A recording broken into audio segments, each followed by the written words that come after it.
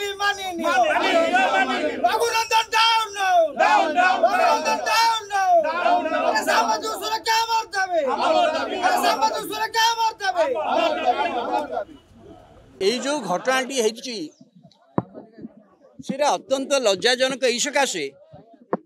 রঘুনন্দন দাস ସିଏ ମଧ୍ୟ କିଛି ଦିନ ଆମର ମନ୍ତ୍ରୀ ଥିଲେ ଆମ ବିଭାଗର ମନ୍ତ୍ରୀ ଥିଲେ ଯିଏ ଏଇ ବିଭାଗର ମନ୍ତ୍ରୀ ଥିଲା ତାର ସାମ୍ବାଦିକମାନଙ୍କର ଦାୟିତ୍ୱ କର୍ତ୍ତବ୍ୟ ପ୍ରତି ସାମାନ୍ୟ ସଚେତନତା ଥିବା କଥା ସେ ଯଦି ଅନ୍ୟ ବିଭାଗର ମନ୍ତ୍ରୀ ଥାନ୍ତା ମୁଁ କହିନଥାନ୍ତି ସିଏ ରଘୁନନ୍ଦନ ଦାସ ଏଇ ବିଭାଗର ମନ୍ତ୍ରୀ ଥିଲେ ଆମେ ସେତେବେଳେ ଥିଲେ ତାଙ୍କୁ ମଧ୍ୟ ଆମେ କହିଛେ ସାମ୍ବାଦିକ ସୁରକ୍ଷା ବହୁତ କଥା ହେଇଛେ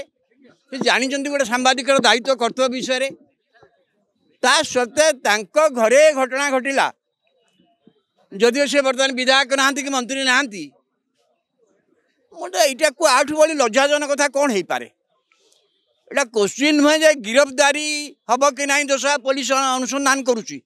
किंतु एभली लोक ये घटना कम से कम साधारण गोटे क्षमा प्रार्थना करने कथा भूल मागिया कथा मोर गोटे भूल हो जाए मुझे विभाग मंत्री थी किंतु से कथा से कहवा प्रस्तुत होना से लज्जाजनक एवं निंदनीय घटना एवं पुलिस अनुसंधान करुच्ची हुए तो सी गोटाए पुलिस सब ने जे मो घर भीतर को किए प्रवेश कला मोर अनुमति नहीं ना किंतु यही कथा कौन जड़े व्यक्ति ये साधारण जीवन अच्छा जी एक विभाग मंत्री थे एवं से मंत्री भाव से क्वार्टर से पाई विधायक भाव नुह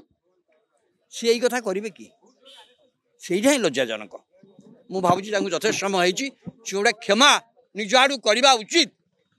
साधारण जीवन से रहा चाहते।